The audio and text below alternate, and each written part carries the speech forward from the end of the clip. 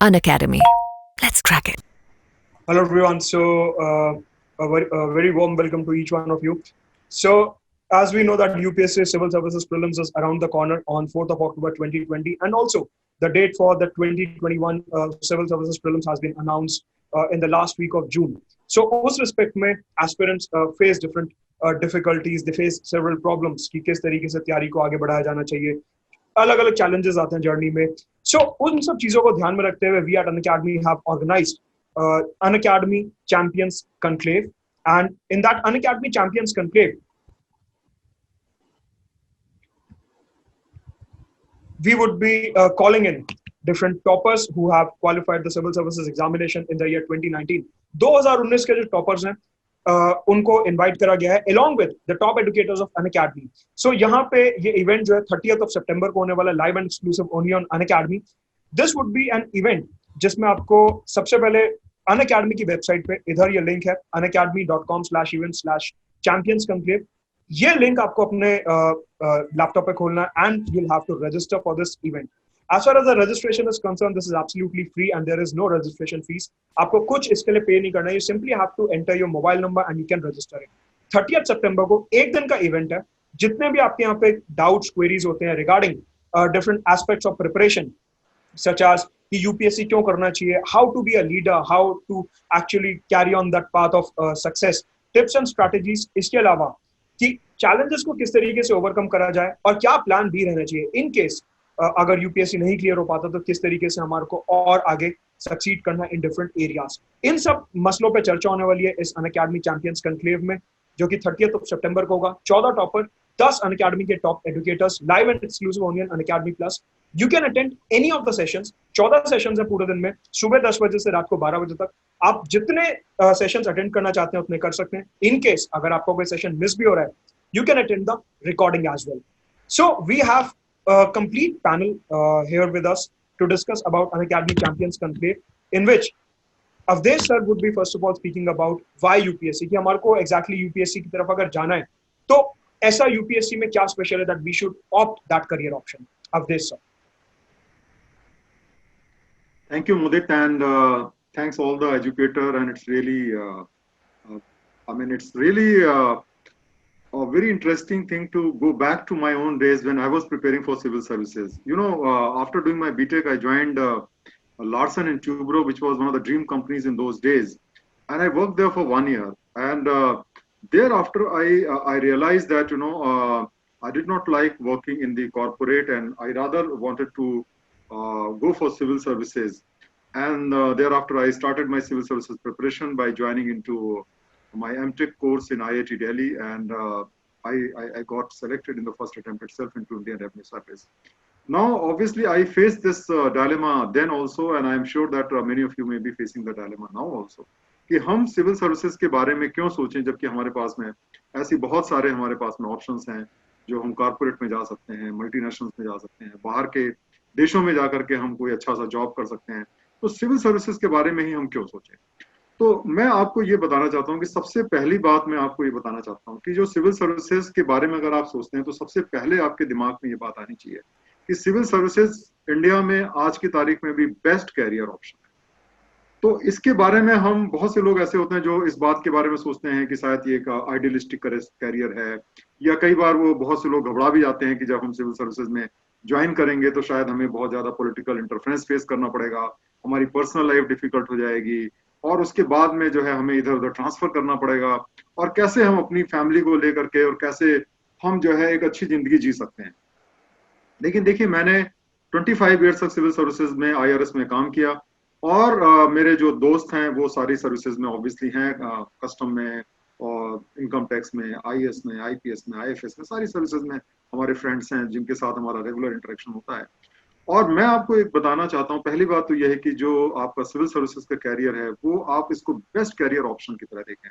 आप देखिए कि किसी भी अगर आप कोई कॉर्पोरेट ज्वाइन करते हैं, कहीं पे भी ज्वाइन करते हैं, तो आप सैकड़ों में एक होते हैं. आप बिल्कुल वहां पे एक मिडिल लेवल पे या एक नीचे के लेवल से स्टार्ट करते हैं और ऊपर तक पहुंचने में आपको बहुत साल लग जाते हैं.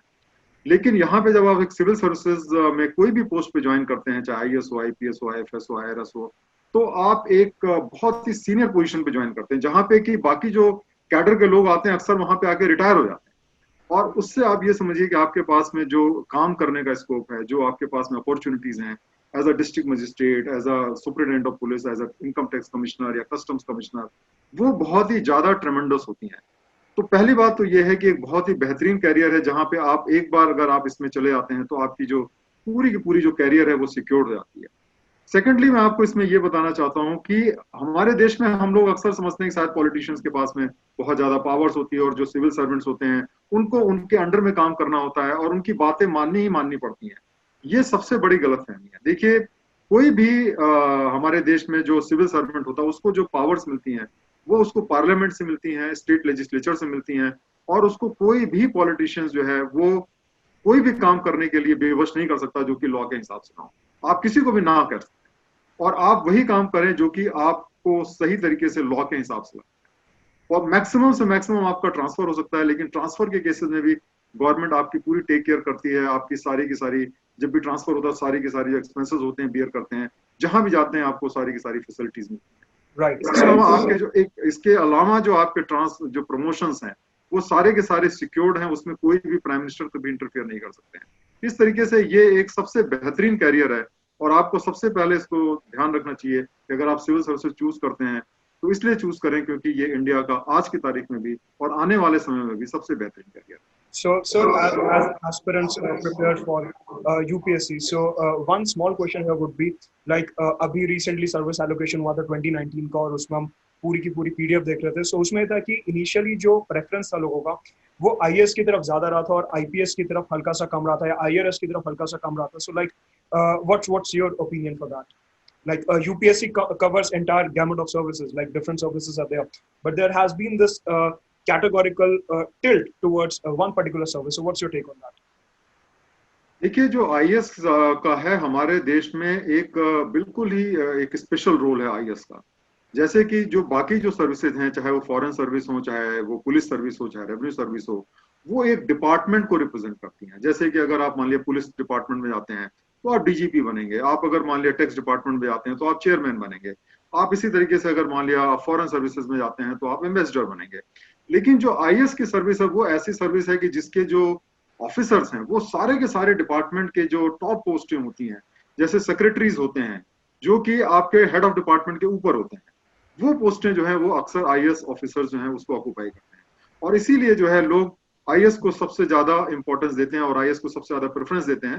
हालांकि डिपार्टमेंट में काम करने का एक अपना एक मजा होता है और डिपार्टमेंट हमेशा आपको एक स्पेशलाइजेशन देता है, लेकिन जो आईएएस की सर्विस है वो सबसे ज्यादा इसलिए प्रेफर की जाती है कि सारे जो डिपार्टमेंट के ऊपर जो हेड्स के ऊपर जो पोस्ट होती है सेक्रेटरी की, वो आईएएस ऑफिसर्स की होती है। और आईएएस ऑफिसर्स आपके एडमिनिस्ट्रेशन में भी काम करते हैं, पॉलिसी मेकिंग में भी काम करते हैं, और वैरायटी ऑफ जॉब जो है उनके पास में सबसे ज्यादा होता है, और शायद इसीलिए सबसे ज्यादा लोग आईएएस को प्रेफर करते हैं। Right. So, as we have seen that why UPSC is a preferred career option. So, I would like to ask Sudarshan sir from you, like there is this topic journey to success कि UPSC में अगर हमारे को आगे बढ़ना है तो किस तरीके से हमारे को actually succeed करना, like what is the path ahead. हमारे को पता है कि it is full of challenges. So, what's your take on that? आपको क्या लगता है? तो first of all thank you Mudit, और सर ने भी बहुत अच्छा बताया अभी कि यूपीएससी जो मतलब सबसे बेसिक क्वेश्चन होता है कि इस फील्ड में मैं क्यों आऊँ। अब आई थिंक इतना क्लैरिटी तो मतलब आ ही गई है अब लर्नर के उसमें। अब इसके बाद सबसे बेसिक चीज जो होती है ना कि चलिए आज मैंने डिसाइड भी कर लिया कि कुछ इसके बारे में सोचा जाए, इसकी जो जर्नी है वो कैसे रहने वाली। और ये जो हम लोग का इवेंट है अनअकैडमी के द्वारा, ये सबसे मतलब आप कह सकते हो कि बहुत ज्यादा आपको एक दिन में मतलब आप काफी कुछ गाइडेंस यहाँ से ले सकते हैं, क्योंकि कहते हैं ना वो कि there are no shortcuts to success, simple सी बात है। और ये एग्जाम सबसे ज्यादा मतलब इसमें ये चीज अप्लाई होती है। कहने को आप एक बेसिक लेवल से लर्नर शुरू तो कर देता तैयारी, सोचता है पहले मैं सेल्फ स्टडी कर लूं, या अचानक आवाज आने लगती कि एनसीईआरटी पढ़ो ये पढ़ो, पर अब पैटर्न ही नहीं पता होता, स्ट्रैटेजी नहीं समझ में आ रही होती कि किस डायरेक्शन में जाऊं। एमसीक्यूज का रोल ही नहीं पता होता है कि आखिरी तक पूरी तैयारी हो जाती, और हम लोग पता ही नहीं होता कि कब एमसीक्यू शुरू करें, आंसर राइटिंग कब शुरू करना है। मतलब 8 महीने 10 महीने गुजर जाते हैं प्रिपरेशन को लेके कि तैयारी शुरू की है मैंने, बट मुझे यही नहीं पता होता है कि हिंदू कैसे पढ़ना है। हमेशा एक बेसिक क्वेश्चन, आई थिंक सभी एजुकेटर्स का एक बेसिक क्वेश्चन आप कमेंट सेक्शन में देखते होंगे, लर्नर्स अक्सर पूछते हैं हाउ टू रीड न्यूज़पेपर करके। बहुत मुझे लगता है बेसिक क्वेश्चन है, और इसके बीच में कभी क्लैरिटी नहीं आ पाई है। तो ये जो जर्नी मतलब काफी बड़ी जर्नी है, काफी सब्जेक्ट्स पढ़ेंगे आप, और इनफैक्ट सब्जेक्ट्स में भी इसमें सिलेक्शन इस तरह का है कि शायद पढ़ने के बाद बहुत ही अच्छा लगता है हमें कि यार ये चीज भी होती है क्या, ऐसी चीज भी होती है क्या। मतलब मैं जैसे वर्ल्ड ज्योग्राफी में कभी कभी चीजें जब बताता हूँ तो लर्नर्स मतलब देखते कि हाँ शायद हम ये मिस कर गए। तो जर्नी बहुत इंटरेस्टिंग भी है। हाँ कभी कभी ऐसे चैलेंजेस आते हैं, लगता है कि भाई कैसे होगी प्रिपरेशन, क्या होगी। तो इन सभी चीजों में एक तरह से कल का जो सेशन रहेगा हम लोगों का, ये सितंबर जो 30 को कल होने वाला है, इसमें काफी कुछ चीजें आपको सीखने को मिलेंगी। और इसीलिए ये जो हम लोग टॉप एजुकेटर्स और जो जितने भी ऑलरेडी जो सिलेक्टेड कैंडिडेट्स हैं वो अपनी जर्नी को भी शेयर करेंगे कि कैसे आपको कहाँ कहाँ पर किस तरह से वर्क करना है। तो मुझे लगता है ये सेशन बहुत ही अच्छा होने वाला है। ठीक है, और Right. आगे बाकी एजुकेटर्स आपको और भी इस तरह से बताएंगे कि कहाँ कहाँ कहाँ पर चीजें मतलब। Right, so journey to success हमने देखा। इसके अलावा तैयारी में, so as we say that hard work is a good thing, but again along with hard work हमारे को स्मार्ट वर्क भी करना होता है, and hard work always should be in the right direction. उसके लिए हमारे को कुछ टिप्स चाहिए होते हैं, डे वन से प्रॉपर स्ट्रैटेजी चाहिए होती है। So doctor Manjesh, you have been a mentor for the civil service aspirants since a long period now. So like what do you think are the major problems that aspirants or major mistakes that aspirants commit की अपनी तैयारी के शुरुआत में वो एक गलत direction पकड़ लेते हैं? आपका उसमें क्या टेक है? आपने क्या ऐसी मेजर गलतियां देखी हैं जो आपको लगता है कि सुधारी जा सकती हैं एकदम बिगनिंग में? Thank you, Mudit sir. Or civil services have been the steel frame, and they are still the steel frame, and it is called the mother of examinations. So actually, we need a completely different strategy for this exam in comparison to university exams or other competitive exams. आप देखें कि ये exam बिल्कुल अलग तरीके का है, इसका एक्सटेंशन देखें, इसका तरीका देखें, तो ये शायद जो सिविल सर्विसेज हैं इंडिया के बहुत कम गिने चुने एग्जाम्स में जो 3 स्टेजेज में है। प्रीलिम्स का स्टेज है आपके लिए, मेंस का स्टेज है, और पर्सनालिटी टेस्ट या इंटरव्यू का स्टेज है। और तीनों स्टेजेस अलग तरीके से चलते हैं। प्रीलिम्स आपका ऑब्जेक्टिव है, मेंस आपका रिटन सब्जेक्टिव है, और personality test is the overall assessment of your personality. तो एक तो बहुत एक्सटेंसिव यहाँ पर है। फिर सिलेबस देखें तो इसमें जो कवरेज है सिलेबस की, चाहे आप प्रीलिम्स की देखें, मेंस की देखें, इंटरव्यू, प्रीलिम्स में CSAT, general studies, economy, polity, geography, history, whatever, हर चीजें आपको करनी पड़ती हैं। तो इसकी तैयारी ट्रेडिशनल तरीके से नहीं हो सकती जो यूनिवर्सिटी के एग्जाम्स में या हम करते हैं या वनडे एग्जाम्स के लिए करते हैं। इसकी तैयारी बिल्कुल अलग तरीके से होगी, जहां पर हर स्टेज के लिए आपको अलग अलग स्ट्रेटजी बनानी पड़ेगी। मतलब ऐसा नहीं चलेगा कि एक रात पहले बुक या नोटबुक लेके बैठ गए और पूरी रात रट्टा लगाया और अगले दिन एग्जैक्ट तो उसी स्ट्रेटजी पे आप लोग चलते हैं। तो दोस्तों ये जो हमारा चैंपियंस कॉन्क्लेव होने वाला है, ये आपके लिए बहुत बेस्ट अपॉर्चुनिटी प्रोवाइड करवाएगा कि आप टॉपर्स से जानेंगे जो आपके बहुत क्वेरीज होते हैं, बहुत जनरल क्वेरीज होते हैं कि भाई प्री की मेंस की तैयारी एक साथ करें या अलग अलग करें, करंट अफेयर्स को कैसे पढ़ें, क्या सोर्सेस यूज करें। तो इन सारी चीजों को जब टॉपर्स आपको बताएंगे जिन्होंने क्लियर किया है, और उसके साथ साथ जो टॉप एजुकेटर्स हैं वो आपको अपना एक्सपर्ट गाइडेंस देंगे, तो मैं समझता हूं कि शायद ये समटाइम्स इन द हिस्ट्री कभी कभी ऐसा मौका मिलता है जब इतना बड़ा कॉम्बिनेशन और इतना बड़ा कॉन्क्लेव हो रहा है, जहां एक और एक्सपीरियंस है in the form of educators और दूसरी और प्रैक्टिस है in the form of selected candidates. तो दोस्तों आप इसको बिल्कुल मिस ना करें और इसको जरूर ज्वाइन कीजिए, और मैं उम्मीद करता हूं सारी टिप्स, सारी strategy, everything you are getting going to get there. So hope to be there and be there. As we are talking about tips and strategies, so there is this one debate, एक जो हमेशा debate रहती है English medium और Hindi medium के बीच में। Deepika ma'am, you teach English medium aspirants, और Sudarshan sir आप हिंदी मीडियम बेल्ट को ज्यादा केटर करते हैं। सो आप दोनों का ओपिनियन यहाँ पे क्या रहेगा कि लाइक एक मिथ रहता है कि I am from English medium so I have an edge, या हिंदी मीडियम से हूं तो मैं ऑटोमेटिकली 2 कदम पीछे हूं, मेरे को और ज्यादा मेहनत करनी है। सो इसमें आप दोनों का यहाँ पे क्या ओपिनियन रहेगा कि लैंग्वेज जो होता है प्रेफर की हिंदी मीडियम के एस्पिरेंट्स को कई बार ये लगता है कि हम थोड़ा पीछे हैं, English medium aspirants feel that okay we have all the standard sources in English language, so if we can analyse it objectively, so what would be your take on that? Sudarshan sir and Deepika ma'am. सबसे basic चीज ये है कि जैसे मेरे कुछ courses अभी plus courses अक्सर मैं बाइलिंगुअल पैटर्न पे पढ़ा रहा हूँ, तो उसमें नो डाउट स्टार्टिंग में जब लर्नर आ रहा होता है क्लास में, तो वो उसको यही सबसे बेसिक डर कि मेरा क्या होगा, मैं तो हिंदी मीडियम का हूँ, और सर आपकी तो पीडीएफ भी जो है हमें तो इंग्लिश में मिलेंगे, तो उसका क्या होगा। लेकिन मैं एक बात बता देता हूँ कि आफ्टर मतलब 10 से 15 क्लासेस अटेंड करने के बाद मुझे लगता है सबसे ज्यादा आंसर्स वो हिंदी मीडियम वाला लर्नर भी सही कर देता है। ठीक है, मतलब बात हो जाती है ना कि आप चीजों को कितना लेवल पे कर रहे हैं। मतलब एक तो सबसे पहली चीज है डर।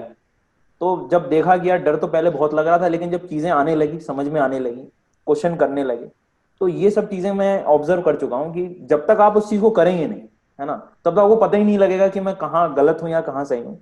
नो डाउट कुछ चीजें ऐसी हैं कि कंटेंट के मामले में चीजें ऐसे, लेकिन मुझे ऐसा लगता है कि एग्जाम गवर्नमेंट है, इसके most of the authentic sources भी गवर्नमेंट है, और आई थिंक गवर्नमेंट का हर चीज आपको दोनों मीडियम में मिलेगा। इकोनॉमिक सर्वे ऐसा तो है नहीं कि इंग्लिश मीडियम में ही आएगा, आधे से ज्यादा आंसर्स अपने को वहां भी मिल सकता है।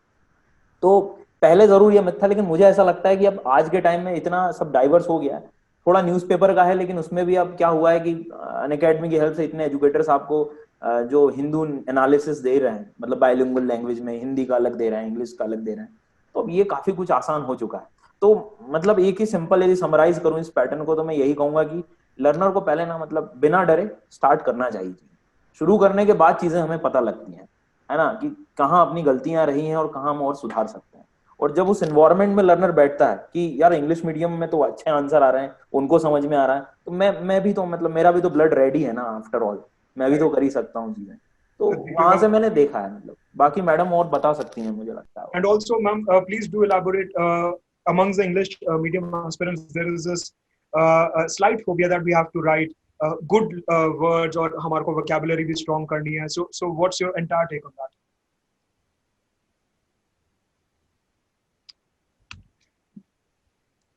You're not audible, ma'am. If you can just check. And now I'm audible, Mudit. Yeah. Adding to what Sudarshan had said, and I'll elaborate your question with your permission. The question could be, what about regional languages versus English? Because in South India also, there are a lot of students who would like to write the exam in their mother tongue. But they have this initial fear that, what will happen to us, material, coaching and all that. See, it is like this. Ultimately, it is more about the student, his commitment to the exam rather than the language in which he's attempting. Undoubtedly, English medium students will have a little advantage in terms of ready-made material. But again, complacency is very high in English medium students. I am sure many of us would have experienced this. Out of this fear that there is no material, the regional language students put in more effort. But for them, the advantage is understanding in your mother tongue is always better when compared to any foreign language. No matter how good I speak in English, understanding would be much better in my mother tongue. And the second advantage that these regional people will have, regional aspirants will have, is they make notes in their own language. They have to make their notes. The compilation of notes is such a humongous effort and a positive effort towards the exam that answer writing for them becomes far more easy when compared to English medium students. So, English has its own advantage. Hindi, regional languages have their own advantage. But ultimately, it is about what are you looking, how do you look at the exam?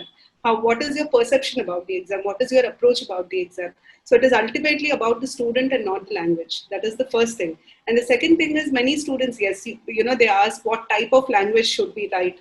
There is one thing off late because of SMS, internet and all that, we have this SMS language that trends, Twitter language, SMS language. That is something which we all of us ask our students to avoid, but definitely not flamboyant English. We don't look at great language, we don't look at big terms. We only look at technical terms, subjective terms and simple English. Construction should be good.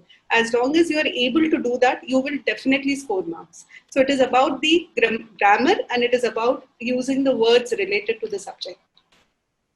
Right. So we've talked about tips and strategies, and we got some insight about why UPSC, tips and strategies, what the journey would likely be.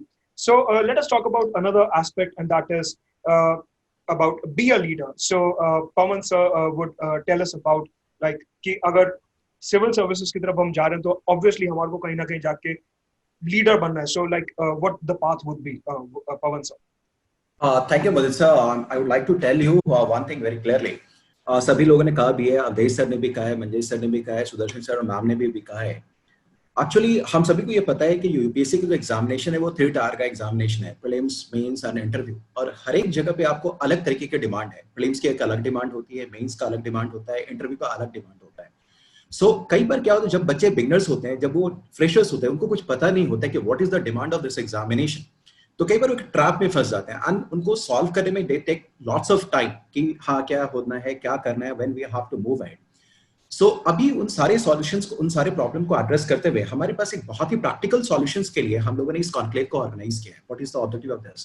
क्योंकि ये जो conclave है ये अपने आप में ही unique है and in fact this is one of the rarest opportunity that is available on online platform, जहां पर एक तरफ आपके पास टॉप एजुकेटर्स हैं जो कि आपको ट्रेन करेंगे, आपको बताएंगे भी उनके एक्सपीरियंसेस, और दूसरी तरफ आपके पास वो लोग हैं जिन्होंने जो अपने हर्डल्स को फेस किया है, उसे ओवरकम किया है। They will let you know कि how you can grow as an leader. ठीक है, जैसे मैं अवधेश सर को भी सुन रहा था, he was saying also that you become an IAS, तो आपके पास क्या होता है कि आप ऐसी जगह होते हैं कि जहां आपके जितने भी डिपार्टमेंट्स होते हैं या मिनिस्ट्रीज होते हैं, you work with them. In fact अगर आप लाइट सर्विसेज में भी हैं, अगर कहीं भी हैं, तो you would be the HOD of your department और आपको लीड करना होगा। सो आपके पास वो इंस्टिंक्ट होना चाहिए।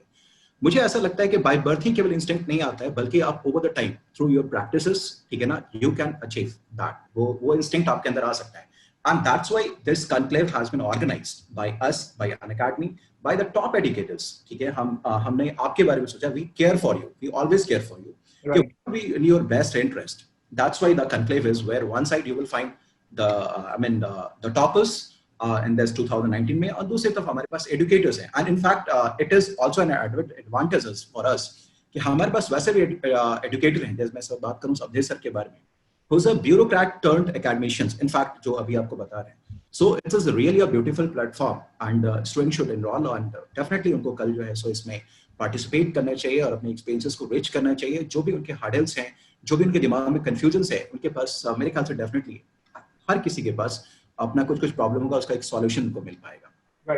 Right. So since we are talking about leadership and there is this unique aspect, like so of course talking about Indian society a bit, and the female aspirants who come from working background, like they have a lot to handle. So and we have amongst us a woman leader herself. So I would like to know from Deepika ma'am, like what challenges do female candidates may see, and what do you think, like how they can go on to become great female leaders? First challenge, obviously, Mudit, is family support. Right.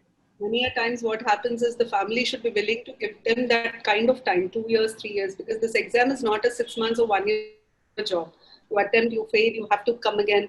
Marriage is something that is a major thing for girls. There'll be a lot of pressure if she is married. Then kids will be a pressure. Family, managing the husband, working career, managing household. So there are multiple problems. So usually, what I suggest to students who are, especially the girls who are preparing for the exam, is they should be very clear about why they are attempting the exam, and they should have a very clear talk with their family. It could be her husband or her parents. Explain them what is their motive in getting into the service. In fact, they should be clear. They should be very clear, because we in our social setup, it is so difficult to keep up with your career or your objectives. There are so many family related issues or social functions that you have to participate. So it's all about choice, basically, and a woman has to make more choice when compared to men, because traditional compulsions are more in the case of women when compared to men.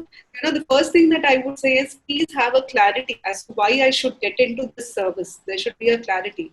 There should be a very clear talk with your parents, because I believe no matter how good or bad you are as an aspirant, you should always have a conducive environment for the exam. It is very, very important that you have a very conducive environment. And for that, a very frank talk is very, very important. The third thing the girl should do is, she should have a clear, in fact, all aspirants should do is, they should have a very clear plan as to how to prepare for the exam, which I think begins with a very small and practical step, that is reading the syllabus. Trust me, whenever I'm sure we all have this experience, whenever we ask in the class, did you read the syllabus? 55 to 60% students would have never read the syllabus 6 months, 1 year into the preparation. Okay, so, there are certain practical things. For girls, the time is very less, because, socially there'll be a lot of pressure. So in that case, it is always important that they have a very, very practical approach to the exam, have a very fair talk with the family, and they have to take them along in their preparation. Right, right. And also, as we talk along, there is this another topic that we'll be discussing upon during the conclave, and that is the overcoming challenges. कि हमारी अलग-अलग परिस्थितियां होती हैं, किसी की family background ठीक नहीं है, कोई एक ठीक environment से नहीं आ रहे हैं. So, Avdesh sir and Sudarshan sir, if you can bring in some insight into this, कि challenges को किस तरीके से आप हम overcome कर सकते हैं, कि अलग-अलग तरीके के कुछ लोगों को एक mental challenge face होता है कि बहुत लंबा process है, and we may feel depressed sometimes, या maybe financial constraints है कि हमारे पास अपने आप को sustain करने के लिए 2-2.5 साल उतना source of income नहीं है, family supportive नहीं है. So how do we manage those challenges? Avdesh sir and Sudarshan sir. I think that's a very good question, Mudit. And you see, every person's economic background, his profession, and his requirements are different. For example, if you have parents who can support you, then I will advise that you do full-time preparation sitting at your home, and join the best of the coachings, and get the best of the material. But sometimes it becomes very difficult. For example, in my own case, I was basically having 5 brothers and 1 sister. We're living in a very small house, and therefore it was not possible for me to study in my home. And in that situation, my strategy has to be different. So the first message which I want to give is that never allow your constraints or limitations to become a limitation on you. Whatever may be the challenge, you can always become a civil servant, and you can always find in every single batch a large number of people who have overcome their challenges and they have got top rank in the civil services examination. So first of all, सबसे पहले तो हमें अपने दिमाग से इस बात को निकाल देना है कि हमारे पास जो challenges हैं वो ऐसे हैं कि हम उसकी वजह से civil services नहीं qualify कर पाएंगे. तो अब जैसे देखिए, अगर आपके पास मान लिया आप एक कंपनी में जॉब कर रहे हैं, अब कंपनी में अगर आप जॉब कर रहे हैं तो आपके पास में सुबह का टाइम मिलता है. मैं तो हमेशा सुबह के टाइम को इसलिए प्रेफर करता हूँ क्योंकि सुबह का टाइम माइंड फ्रेश रहता है और आप अच्छे तरीके से उसको चीज़ों को समझ पाते हैं. आपके पास ब्रेक्स मिलते हैं, आपके पास शाम को भी 1-2 घंटा निकाल सकते हैं. उसके बाद में वीकेंड आपके पास में 2 मिल जाते हैं नॉर्मली, और इतने समय में आप बहुत अच्छी तैयारी कर सकते हैं. अगर आप मान लिया कोई पढ़ाई कर रहे हैं, जैसे मैं जब तैयारी कर रहा था तो मैं एमटेक साथ में कर रहा था, तो मान लिया रोज आपकी 4-5 घंटे की क्लासेस की रिक्वायरमेंट है. वहां पे आपके पास में कम से कम 5-6 घंटे आप रोज पढ़ाई कर सकते हैं क्लासेस करने के बावजूद भी. वीकेंड्स आपके पास में हैं, छुट्टियां आपके पास में हैं, और उसी तरीके से आपके पास समर वेकेशंस, विंटर वेकेशंस होते हैं जहां पे आप बहुत अच्छे तरीके से तैयारी कर सकते हैं. तो तैयारी करने के लिए देखिए आपको अपनी स्ट्रेटजी बनानी पड़ेगी. और आपके लिए एक चीज जो इस डिस्कशन में बहुत लोगों ने कही, और वो मैं हमेशा लोगों से कहता हूँ कि देखिए हार्ड वर्क अपनी जगह है और बहुत ज्यादा इंपॉर्टेंट है, लेकिन स्मार्ट वर्क बहुत ज्यादा इंपॉर्टेंट है. क्योंकि आपकी इफिशिएंसी ऐसी होनी चाहिए कि कम से कम मेहनत में आप ज्यादा से ज्यादा रिजल्ट ला सकें. और इसके लिए किस चीज को पढ़ना है, किस चीज को नहीं पढ़ना है, किस चीज को कितनी डेप्थ में जाना है, किस चीज को किस तरीके से तैयार करनी है, अगर आप ये प्रॉपर स्ट्रेटजी को अपनाएं तो आप कम से कम समय में ज्यादा से ज्यादा अच्छी तैयारी कर सकते हैं और अच्छे से अच्छे नंबर ला सकते हैं. तो कभी भी दिमाग में ये मत रखिए कि मेरे पास में कुछ ऐसी लिमिटेशन है जिसकी वजह से मैं तैयारी नहीं कर पाऊंगा. हमेशा आप अपनी लिमिटेशंस को एक चैलेंज की तरह लीजिए और उस चैलेंज को ओवरकम करने का एक जुनून ले आइए कि जो भी सिचुएशन होगी मैं इसको ओवरकम करूंगा और मैं सफलता को पाऊंगा. और अगर आपके अंदर वो जुनून है तो मुझे कोई शक नहीं है कि आप अपने मकसद को पाएंगे. Right. Sudarshan sir, your take on this, कि किस तरीके से जो डिफरेंट बैकग्राउंड से या फिर जो चैलेंजेस हम फेस करते हैं अपनी तैयारी में, सो किस तरीके से उन्हें ओवरकम किया जा सकता है? कोई पर्सनल एक्सपीरियंस या फिर जो आपने कुछ फर्स्ट हैंड एक्सपीरियंस करा हो, ऐसा कुछ? बैकग्राउंड में ना, मतलब एक मुझे सबसे कॉमन चीज लगती है कि सबसे पहले जब लर्नर आते हैं तो वो अपना परसेंटेज देखते हैं कि मेरा परसेंट कितना है, और इनके तो 90 है और कोई आईआईटी से पढ़ा है और कोई यहाँ से पढ़ा. तो मुझे ये नहीं समझ में आता है फिर यूपीएससी अपना क्राइटेरिया रखती ना कि मतलब 90% वाले ही सिलेक्ट हों, आईआईटी वाले ही सिलेक्ट होंगे और यही वाले होंगे, बाकी आप लोगों का तो जो है आपको सिर्फ देखना है बैठ के कि कैसे गए जा रहे हैं ये लोग.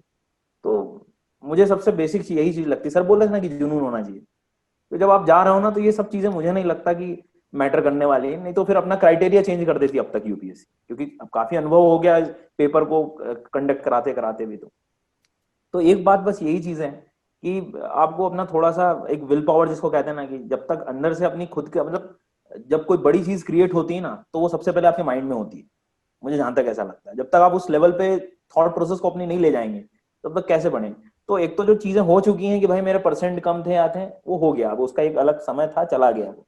शायद अब हम लोग चेंज कर सकते हैं चीजों को, तो उस लेवल पे सोचना पड़ेगा। फिर एक हार्ड वर्क स्मार्ट वर्क की बात थी। मुझे भी एक चीज है, या मैं अपना पर्सनल एक्सपीरियंस बताऊं तो मैंने एक चीज देखी है कि आप हार्ड वर्क करते करते ना स्मार्ट हो जाते हैं आप। मतलब अचानक कहीं से ये आने वाला नहीं है कि स्मार्ट आ गया आज जो है इसको वरदान में मिला है। पहले तो हार्ड वर्क करना ही पड़ेगा आपको, मतलब ये इसका कोई तोड़ नहीं है। और फिर हार्ड वर्क करते करते आपको पता ही नहीं होता कि आप कब कितने स्मार्ट हो चुके हैं। तो ये चीजें हैं, मतलब दोनों बहुत अपने अपने मायने रखती हैं। और शायद ये स्मार्ट वर्क की डेफिनेशन जब तक आप खुद नहीं करेंगे तब तक शायद न समझ में आए, क्योंकि ये सिर्फ वही बोल पाता है जिसने हार्ड वर्क करके स्मार्टली काम किया हो। तो पहले थोड़ा हार्ड वर्क जरूरी है, तभी तो आप बता पाएंगे ना कि मेरे लिए क्या सही है क्या गलत है। हार्ड वर्क के बाद फिर और आगे मंजेश सर भी कुछ बोल सकते हैं, मुझे लगता है हार्ड वर्क पे थोड़ा सा।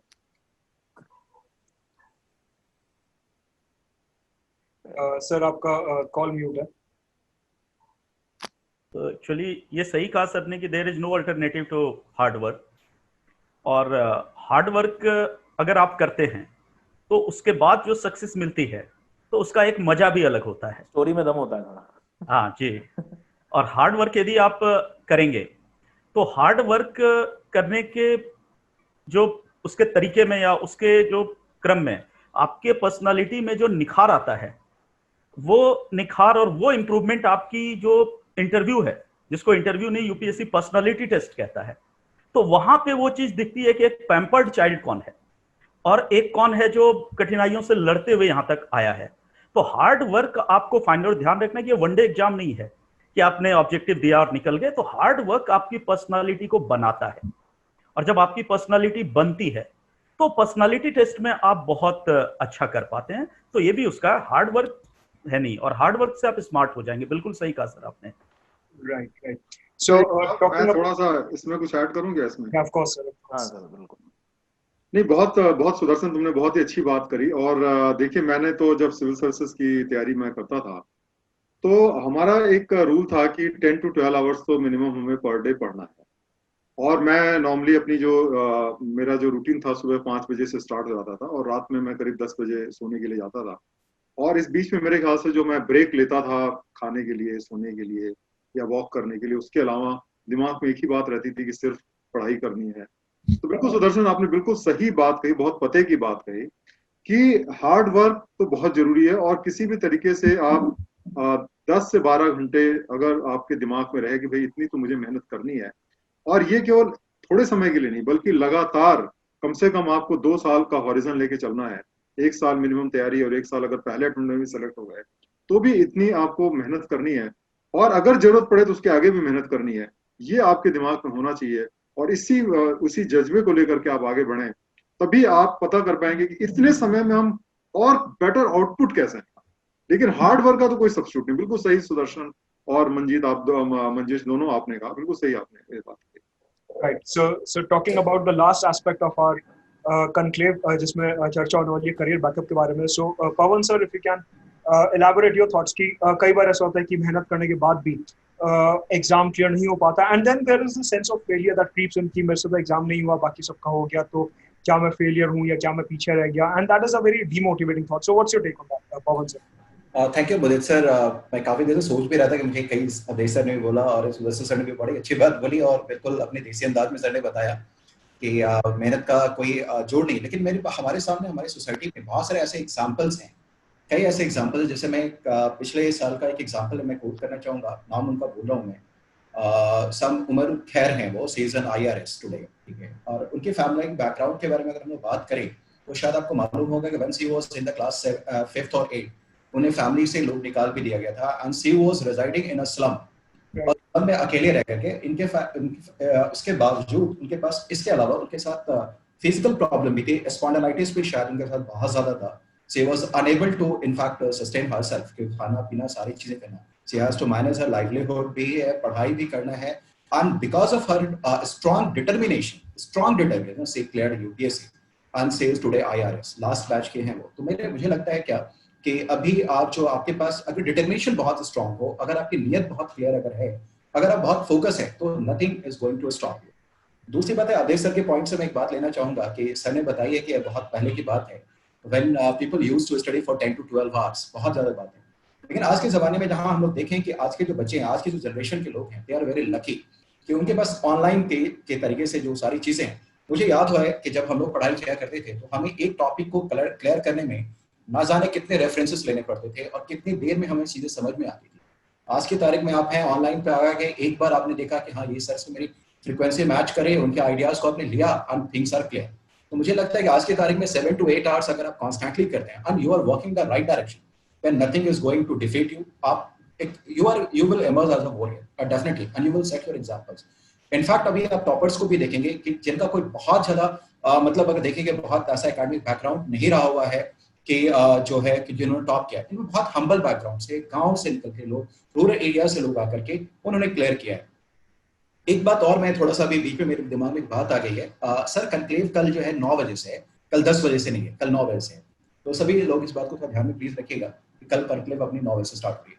दूसरी बात सर ये भी है कि अभी हमने देखा है कि अभी जो प्रिपरेशन का जो तरीका है कि आज की तारीख में कोई भी 3rd डिवीजन भी है, 2nd डिवीजन भी है, कोई भी मार्क्स है, किसी भी क्या कहते हैं स्ट्रीम्स है, कुछ भी प्रॉब्लम नहीं है, कुछ भी नहीं, कोई भी कर सकता है। क्योंकि यूपीएससी ने अभी आपने देखा जो अभी सिलेबस को जो स्ट्रक्चर किया है, जैसे एक ऑप्शनल का कर दिया जाना, जीएस को हर किसी को कॉमन कर देना, हर किसी के लिए, ये इसलिए किया गया है कि हर एक स्ट्रीम के लोग, जैसे मान लो कोई इंजीनियर है तो उसे हिस्ट्री पढ़ना पड़ेगा, कोई अगर हिस्ट्री से किया हुआ है तो उसे साइंस पढ़ना पड़ेगा। सो ये हर किसी को इक्वल फुटिंग पे लाने की बात की, बस जरूरत है कि आप राइट डायरेक्शन में चलते रहें, मूव ऑन करते रहें, कंसिस्टेंसी मेंटेन करते रहें। इनफैक्ट मैं कहूंगा थोड़ा परसिवियरेंस रखें, यू कैन डू बेटर। आप डेफिनेटली आप कुछ भी कर सकते हैं। आपके लिए आज की तारीख में वो नहीं रह गया है कि आपका फैमिली बैकग्राउंड कितना है, कितना, of course it's arts on कि हाँ अगर आपके पास फैमिली बैकग्राउंड अगर अच्छा है, सपोर्टिव है, तो थोड़ा सा आप इजी तरीके से कर सकते हैं। लेकिन आज की तारीख में जियो ने जो रेवोल्यूशन किया है, अनअकैडमी ने वो रेवोल्यूशन आपके साथ कर दिया है एजुकेशन के फील्ड में, कि आपके पास कुछ भी ऐसा नहीं है जिसको आप एक्सेस नहीं कर सकते,